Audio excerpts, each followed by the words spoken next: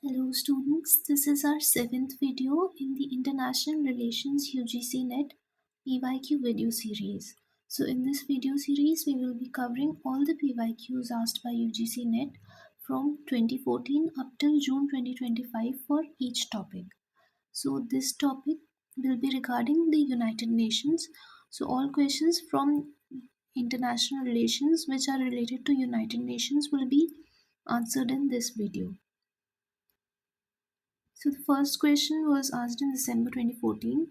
Who among the following used the phrase the United Nations is sharing in the name of solidarity for underlying the necessity of the United Nations? So this is a quote based question और आजकल काफ़ी पूछ रहे हैं quote based questions. So make sure that you focus upon remembering such famous quotes. So this was given by Dag Hammarskjöld. ठीक है? Sharing in the name of solidarity. Next question, December 2014 का है. Which one of the following is the report that triggered the process of United Nations reform? So the answer for this is an agenda for peace 1992 का. ठीक है. तो 1991 में the Cold War had ended and उसके बाद में this agenda for peace was released. ठीक है, and that had laid the foundation for modern United Nations reform. तो प्रिवेंटिव डिप्लोमेसी पे फोकस किया, peace making and peace keeping पे. ठीक है. नेक्स्ट क्वेश्चन दिसंबर 2014 का है. Read the following statements and choose your answer from the quotes given below. So we have to find the correct statements from these. While all politics is necessarily pursuit of power, ideologies render involvement in that context for power psychologically and morally acceptable to the actors and their audience. ठीक है. सो इसमें क्या बोल रहा है कि politics is basically power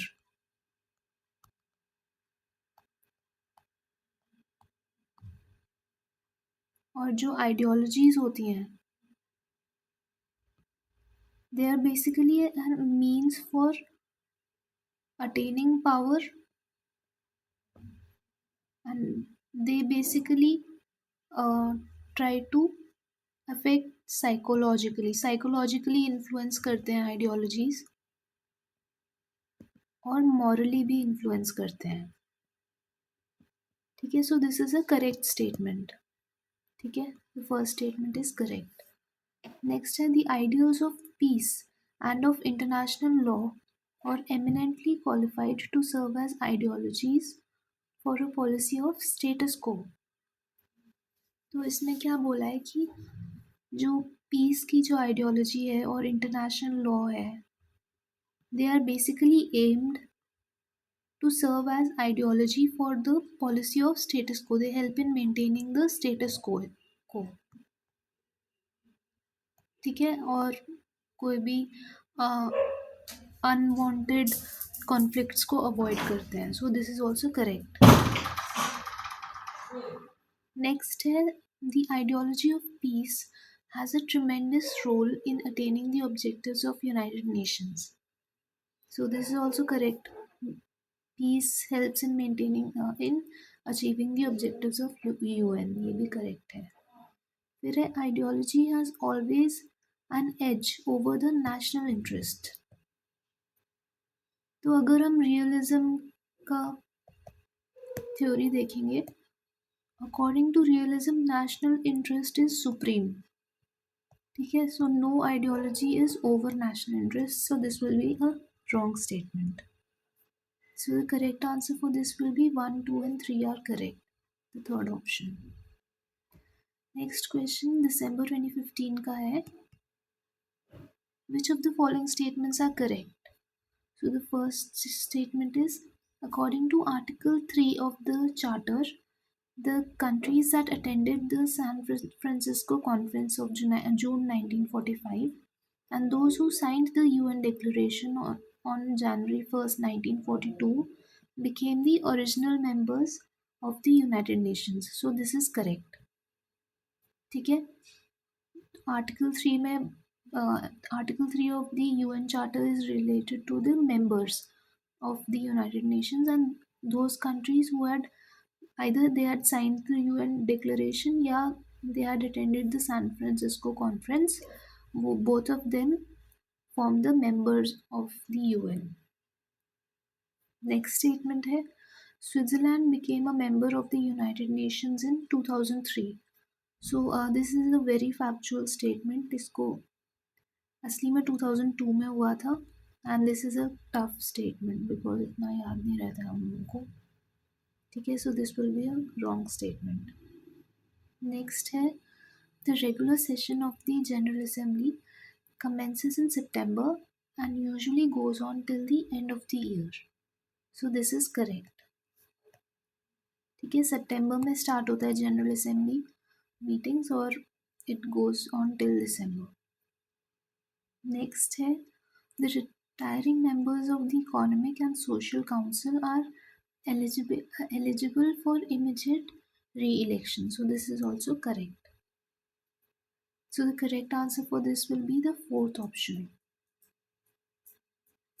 Next question, which was asked in December 2015, was which of the following articles of the Charter of United Nations provides that all members of the UN undertake to make available to the Security Council on its call, and in accordance with special agreements, armed forces, assistance, and facilities, including the right of passage necessary for the purpose of maintaining international peace and security.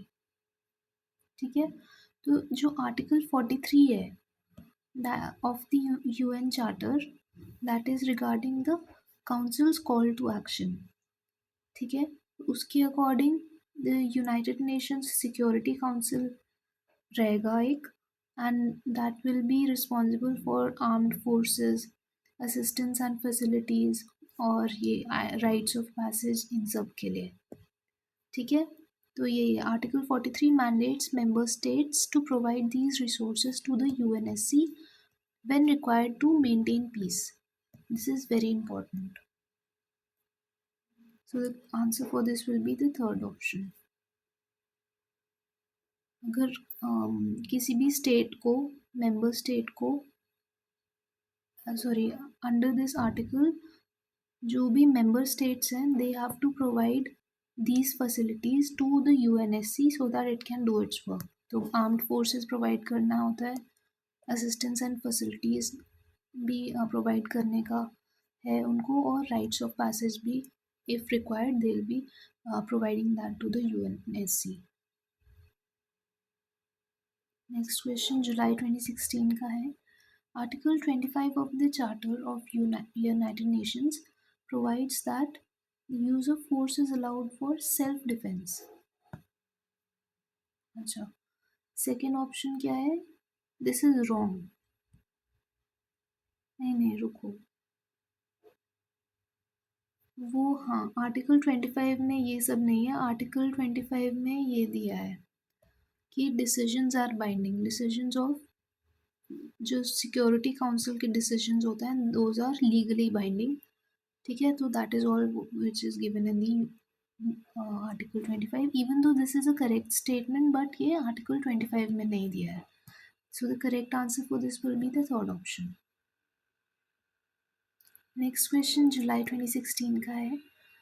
Which of the following has not been incorporated into Indian law either fully or partially? So I'll just tell you which are the treaties which have been signed and not ratified. तो उनमें से एक है the Rome statute of the international criminal code. इसको sign करा है हमने India में, इन्हें इसको साइन करा है, however it has not ratified it. ठीक है, रैटिफिकेशन तब होता है जब कंट्री का जो पार्लियामेंट है वो उस किसी भी अग्रीमेंट को अप्रूव कर दे ना, मतलब कि कोई लॉ बन जाए, only then it is said to be ratified. तो हमने ये जो रोम स्टैट्यूट है of the ICC we have signed it but we have not ratified it. So the answer will be the second option. Next statement next question है Which of the following statements is not correct regarding the International Criminal Code? So the first one is the Statute of the International Criminal Code was adopted by United Nations Conference on July 18, 1998. So this is a very factual question again. ये date गलत दी गई है इन्होंने. This was 17th July. ठीक है. This according to me is a very tough statement. इसको निकालना बहुत मुश्किल होगा हम लोगों के लिए लर्न करना. ठीक है. नेक्स्ट स्टेटमेंट क्या दिया है? The international criminal court is not an organ of the United Nations, but it is an independent organization. हाँ, so this is correct. ठीक है, वो एक सेपरेट एंटिटी होता है और यूएन ऑर्गन नहीं है. फिर its statute came into force on July 1st 2002, so this is again correct. ठीक है. नेक्स्ट है the four core organs of the ICC are the presidency, judicial division, the office of the prosecutor and the registry. So this is again correct. ठीक है. So the answer for this question will be option A, since that is not correct. Next question है, in which year did the UN General Assembly adopt the Convention on the Rights of Persons with Disabilities? So the correct answer for this is 2006. ठीक है. December 2006 में the UN General Assembly had officially adopted the Convention on the Rights of Persons with Disabilities. ठीक है. Next question है जुलाई 2016 का है.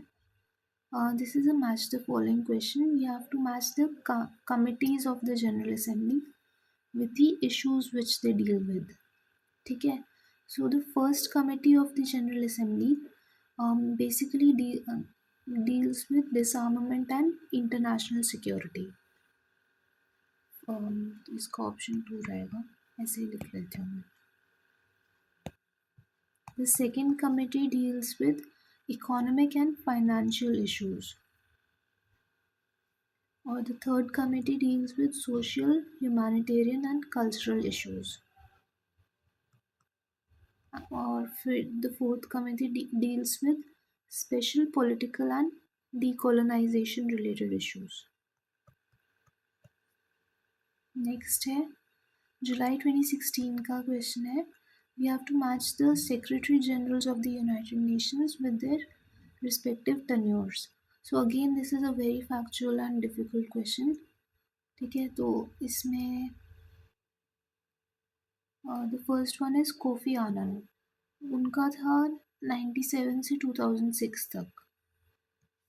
ठीक है. उसके बाद में बूट्रोस गाली, उनका था 92 से 96. फिर है जेवियर परेज डी कोलर, उनका 1982 से 1991. एंड लास्ट वन कर्ट वोल्डैन, उनका था 1972 से 1981. नेक्स्ट क्वेश्चन जुलाई 2016 का है. Which one of the following peacekeeping operations of the United Nations is not an example of first generation peacekeeping operations?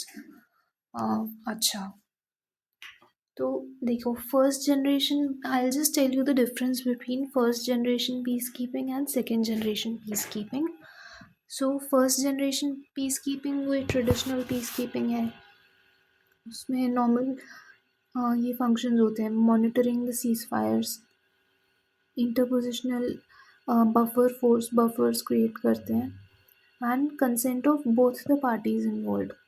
ठीक है. जो दोनों adversaries हैं वो इन दोनों का consent is required for this peacekeeping.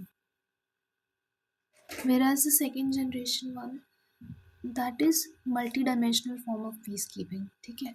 उसमें complex civil conflicts होते हैं ना, उनमें they will be involving themselves. ठीक है. और इसमें there are a number of civilian tasks which they take up, like elections, human rights, state building, etc. So a good example of Second generation peacekeeping would be United Nations Transitional Authority in Cambodia. So they had actually conducted elections amongst different factions. ठीक है?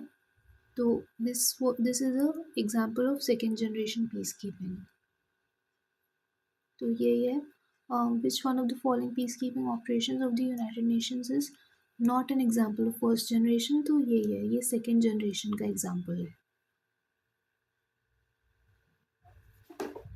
United. So the next question, which was asked in July 2016, was Uniting for Peace resolution is also called as which of the following? So United for Peace resolution is also known as the Action Plan. ठीक है, इसका था UNGA resolution 377 था. Or basically this resolution empowers the General Assembly to act on international peace and security issues if the Security Council is deadlocked by a veto. तो अगर UNSC is not able to reach to a decision because किसी भी जो permanent member है उसने veto कर दिया है, तो UNGA can unilaterally take action. ठीक है, according to the action plan, the General Assembly can take action for curbing any conflict situation, yeah, to ensure peace and security in a particular region. Next question, this was asked in July 2016. Which of the following statements are correct regarding the Economic and Social Council of the United Nations? So the first one is the council has 54 members, so this is correct. UN ECOSOC के बारे में पूछ रहे हैं. Next है the council generally holds several short sessions and many preparatory meetings and panel discussions throughout the year. तो ये generic सा statement है, so this is correct. ठीक है. Third क्या है, it also holds a 3-week substantive session in July. So देखिए ये जुलाई में होता है पर this is 4 weeks long. ठीक है, so this statement will be wrong. Next है voting in the council is by simple majority and each member has 1 vote. So this is also correct. So according to this, the correct option will be the third one. ठीक है. Next, January 2017 का question है ये. Which of the following is not a specialized agency of the United Nations? So the first one is WHO, IMF, FAO या OPEC. तो इसका answer क्या है? OPEC. ठीक है, OPEC हमें पता है एक कार्टल है ऑफ ऑयल प्रोड्यूस. ठीक है, नहीं ऑयल प्रोड्यूसिंग कंट्री. ठीक है, ये एक नॉर्मल कार्टल टाइप है. It is an independent intergovernmental organisation. ठीक है, it has no formal affiliation with the UN system. Next question, which was asked, अच्छा ईयर नहीं लिखा है इसमें, but this is an assertion and reasoning का question. The assertion here is United Nations organization was established on 24th October 1945, so this is true. Second है the main objective is to establish world peace and security, this is also true. However, देखिए दोनों statements correct हैं पर ये reason इसको justify नहीं करता है. ठीक है, दोनों इंडिपेंडेंट स्टेटमेंट्स हैं, so the second option will be correct here. Next question, which chapter of United Nations deals with the pacific settlement of disputes? So the pacific settlement of disputes is dealt in the chapter 6. ये इसमें options गलत दिए हैं इस question में. Exam में भी ऐसे आया था, जुलाई 2018 का क्वेश्चन है, तो इसका answer is chapter 6. Next question है, as per the United nations convention on law of the seas, states are entitled for jurisdiction over sea water as under 3 miles from seashore as territorial waters, 12 miles from the shore for shipping. This is correct. 3 miles from seashore होता है territorial waters और 12 miles पे होता है shipping के लिए शोर. 200 miles को हम लोग एक्सक्लूसिव इकोनॉमिक जोन बोलते हैं. This is also correct. ठीक है. So all the three jurisdictions भी लिखा है. So according to UN clause, which of the following are entitled for jurisdiction over sea water?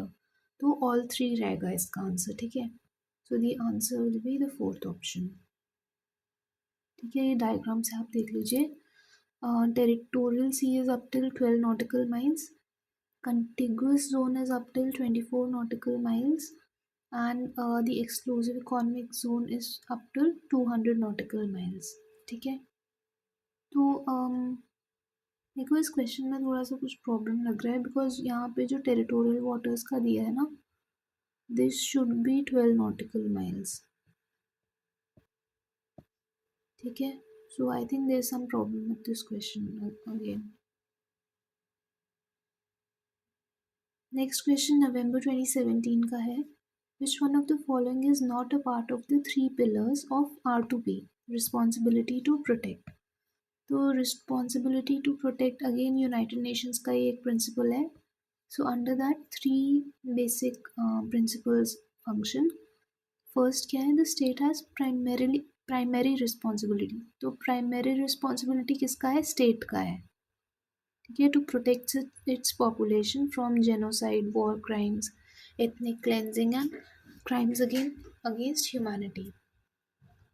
Next है pillar 2 में क्या बोला है? The international community has a responsibility to assist the states in fulfilling the rules. तो पहले आता है state, उसके बाद में इंटरनेशनल कम्युनिटी आएगा. और थर्ड क्या है? If the state fails the international community must be prepared to take timely and decisive collective action through the United Nations Security council.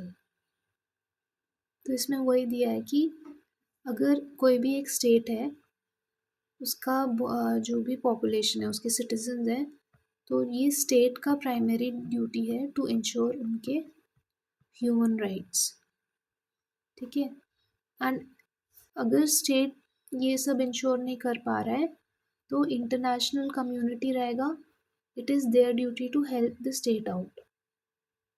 And if the state is completely unable to do it, तो the international community can interfere in the functioning of that state.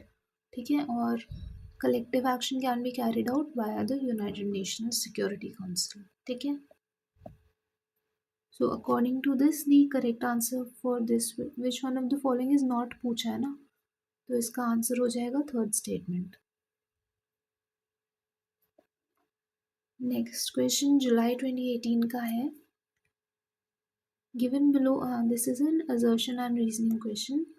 तो इसमें है the cold war and decolonisation process had discouraged more active involvement by the United Nations within state. तो this is correct. देखिए cold war की वजह से और decolonisation की वजह से ना United Nations took a back seat. थोड़ा सा उसका role had become sidelined because the main players during the Cold War period were USA and USSR. ठीक है. यूनाइटेड नेशंस का इतना कोई रोल नहीं था उस टाइम पे. सेकेंड क्या है? States have national interest as its primary interest. So this is also correct. तो क्या हुआ था? कोल्ड वॉर के टाइम पे बहुत सारे, the whole world had gotten divided into two, है ना. तो एक था यूएसए के साथ में और थे यूएसएसआर के साथ में. ठीक है. And the reason why the countries had sided with either of those two was their national interest. ठीक है. तो जिस भी country का national interest were being satisfied by whichever faction, they used to join that. ठीक है. तो that is one reason why United Nations got sidelined during that period. UN got sidelined. So the reasoning is also correct, and the reasoning is it correctly explains the assertion. ठीक है? So the answer for this will be the first option. So the next question, which was asked in June 2017, was we have to match the following. So we have to match these events with their respective years. ठीक है? सबसे पहले क्या है? Uniting for Peace Resolution. So this was given in 1950. ठीक है? ये वो एक्शन प्लान बोलते हैं इसको, 1950 में आया था. Then है the Suez Crisis. Suez Crisis had taken place in 1956. ठीक है? उसके बाद में the United Nations Security council resolution on Iraq weapons. So this the resolution number was 1441 and this was passed in 2002. इसमें क्या हुआ था? यूएनएससी ने इराक को बोला था कि they have to provide immediate and unconditional access to the weapons. ठीक है? तो वेपन्स का इंस्पेक्शन करने के लिए they had asked for immediate access from Iraq. Last है United Nations mission in Kosovo. So this was in 1999. ठीक है? So this was aimed at providing interim administration वहाँ पे कोसोवो में, because वहाँ unstable government था. ठीक है? Next है December 2019 का है. Who was the chairman of UN committee meant for inspecting places in Iraq for finding nuclear weapons during Saddam Hussein's regime? तो इसका आंसर है हैंस ब्लिक्स. ठीक है? अभी हमने इसके पिछले क्वेश्चन में पढ़ा था कि यूएनएससी रेजोल्यूशन नंबर 1441 के under the UNSC had demanded Iraq to provide unconditional access to their weaponries so that the inspection could be done. ठीक है? And the chairman of the committee which was carrying out this inspection was Hans Blix. ठीक है? Next है दिसंबर 2018 का question है ये. Which of the following statements is correct about the role of United Nations in the Syrian civil war? So I'll just read the statements. हमें correct पूछा है ना. UN intervened in Syria in 2011 following Arab Spring. अच्छा, next statement क्या है? UN intervened again in 2003 following Hezbollah support for Syrian army. फिर next है after the sarin nerve gas attack in Damascus, UN voted for eliminating chemical weapons. ठीक है? और उसके बाद में UN wanted Syria's stockpile of chemical weapons eliminated but fixed no time limit. नहीं, ये गलत है. So the correct answer from these four options will be the third option. ठीक है? तो जो सारिन नर्व गैस अटैक हुआ था उसके बाद में ही United Nations had voted for elimination of the chemical weapons. ठीक है? नेक्स्ट क्वेश्चन दिसंबर 2019 का है. When did the International Labour Organization become a specialized agency of the United Nations Organization? ठीक है? तो ILO UNO का स्पेशलाइज्ड एजेंसी कब बना था? सो the answer will B in 1946. ठीक है? It was founded in 1990 but it was only after a 1946 agreement that it became a part of the United Nations. ठीक है? नेक्स्ट क्वेश्चन दिसंबर 2019 का है. In which year was UNESCO set up? So UNESCO was set up in 1945. ठीक है? Next अक्टूबर 2020 का है. United Nations High Commissioner for Refugee was established in which year? So the answer for this is 1950.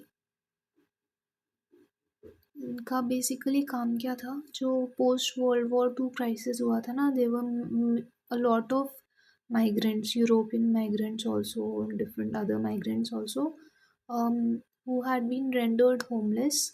ठीक है, तो उनको रिहैबिलिटेट करने का पूरा responsibility was given to United Nations High Commissioner for Refugee.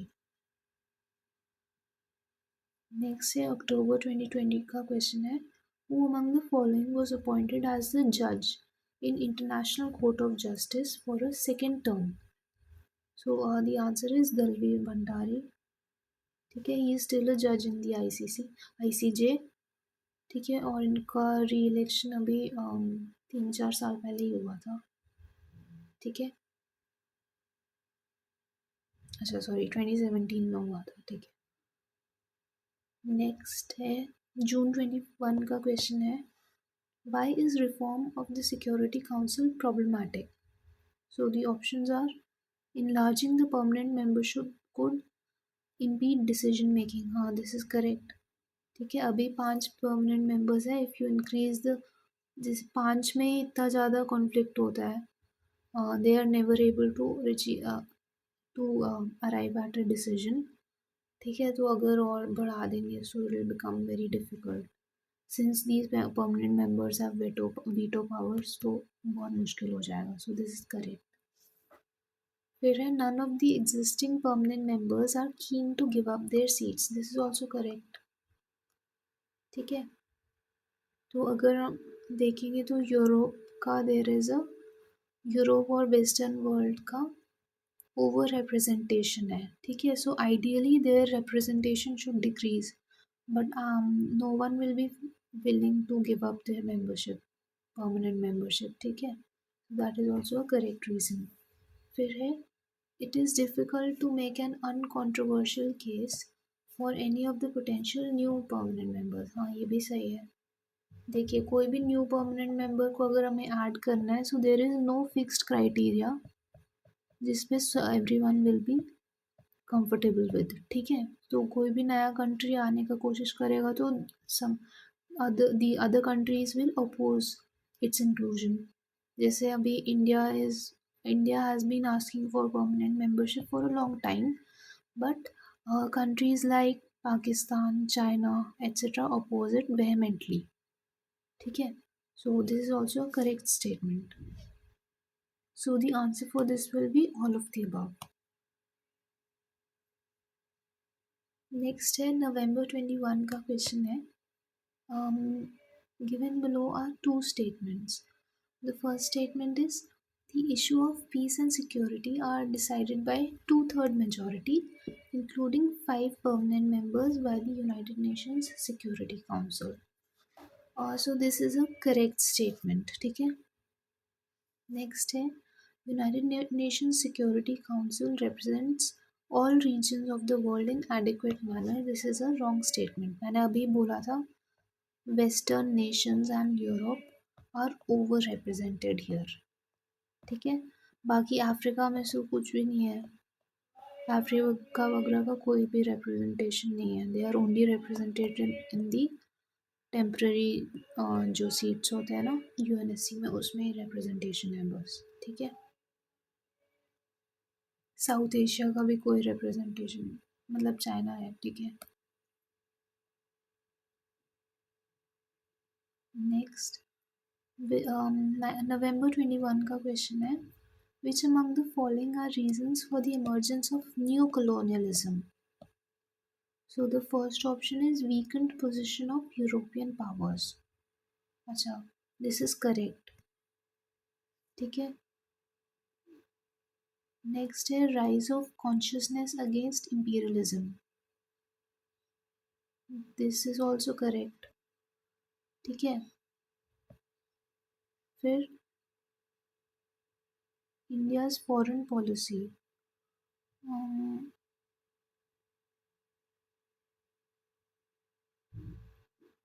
देखिए, मैं बता देती हूँ आपको, न्यू कॉलोनियलिज्म मतलब न्यू फॉर्म ऑफ कॉलोनियलिज्म रहेगा.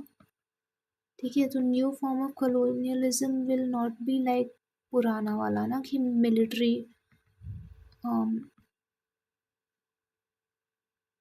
मिलिट्री सेक्टर में they try to dominate others, ये नहीं रहेगा, मिलिट्री डोमिनेशन नहीं रहेगा, and even for that matter political domination भी नहीं रहेगा इतना ज़्यादा। ठीक है, ये है पुराने कॉलोनियलिज्म के features, political and military domination. Whereas new colonialism में there will be focus upon soft power based जो रहता है ना, कल्चरल डोमिनेशन रहेगा, कल्चरल डोमिनेशन रहेगा एंड इकोनॉमिक डोमिनेशन की भी कोशिश करेंगे ये लोग। ठीक है, इकोनॉमिक डोमिनेशन। तो इसका रीजंस क्या है, reasons for the emergence of new colonialism क्या है, weakened position of European powers, this is correct. Since अभी वो मिलिटरीली नहीं डोमिनेट कर सकते, so they have started resorting to soft power. Soft power में कल्चरल डोमिनेशन करते हैं वो लोग, ठीक है, वाया ग्लोबलाइजेशन एट्सेट्रा। नेक्स्ट क्या है, risk of consciousness against imperialism, this is also correct, since most of the countries are very particular about their sovereignty. ठीक है, तो कोई भी आउटसाइड इंटरफेरेंस जो भी रहता है ना, जो साफ साफ दिख जाए, दे यूजली कंडेम इट। तो therefore new colonialism is only carried out via some different means, like एक तो ग्लोबलाइजेशन में जो rise of social media etcetera, ठीक है, उसके through new colonialism is carried out since cultural domination is built up this way। ठीक है, so the answer, the second option is also correct, so the answer for this will be 1 and 2 are correct। इन दोनों की foreign policy और इसमें कोई relation नहीं है new colonialism में। ठीक है, so these are wrong, the correct answer will be 1 and 2 only। Next question है नवंबर 21 का है, which of the following features are given in the UN Charter for Preservation of Peace?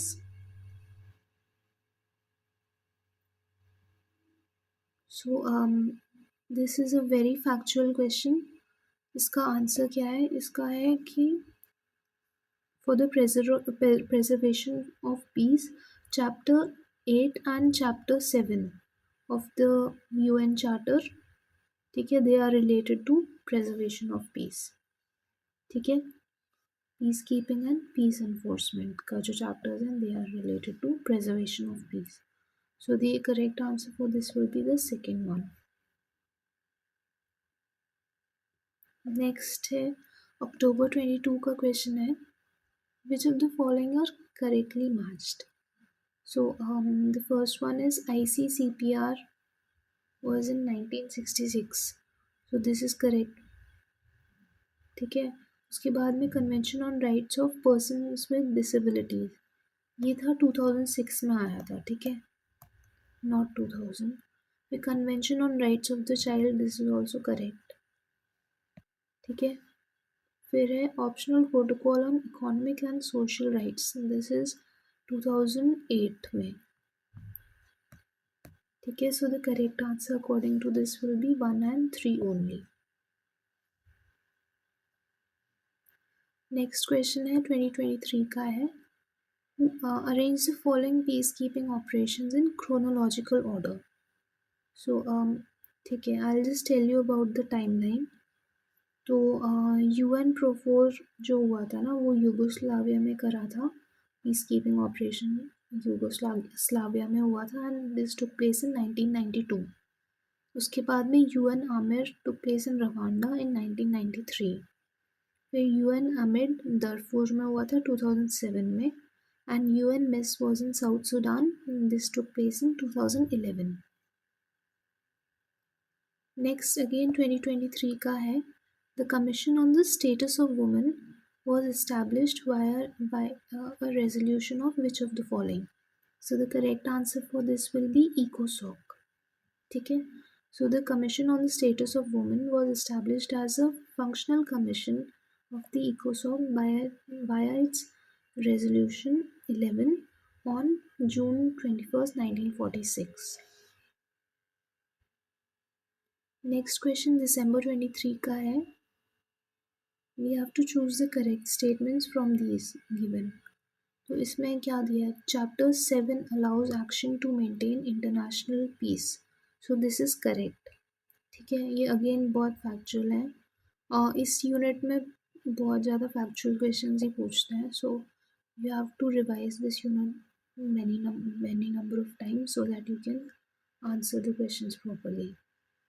तो first statement is correct. Next है article 41 sanctions do not involve force, so this is also correct. इसमें जो article 41 होता है that is related to non military measures. ठीक है, next है sanctions can be withdrawn by the UNGA, तो this is wrong, UNGA cannot withdraw sanctions। ठीक है, and sanctions used to support peaceful transitions, so this is also correct, they can be used to support peaceful transition either in government or मतलब politically कोई भी transition है उसको support करने के लिए sanctions may be used, so the correct answer for this will be the first option.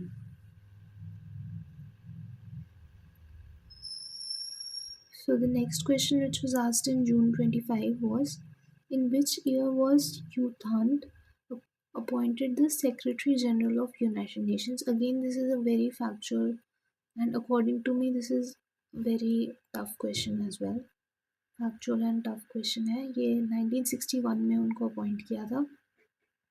ठीक है, तो आप ये याद रखिएगा। नेक्स्ट है जून 25 का क्वेश्चन है again, CEDAW was adopted in which year? So the answer for this is 1979. ठीक है, CEDAW का फुल फॉर्म होता है convention on the elimination of all forms of discrimination against women. ठीक है, इसको कई बार international bill of rights for women भी बोलते हैं and it was adopted in 1979. Next question June 25 का है, when did UNGA adopt the Millennium Development Goals? तो these were adopted in the year 2000. ठीक है, next question match the following question है, June 25 का है, we have to match the given establishments with given missions with their establishment years. ठीक है, तो UNTSO was established in 1948।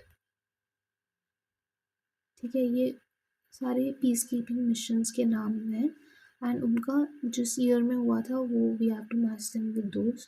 तो UNMIS जो सूडान में हुआ था दैट टुक प्लेस इन 2005। फिर UNIFIL दिस टुक प्लेस इन 1978 और लास्ट UNFICYP टुक प्लेस इन 1964।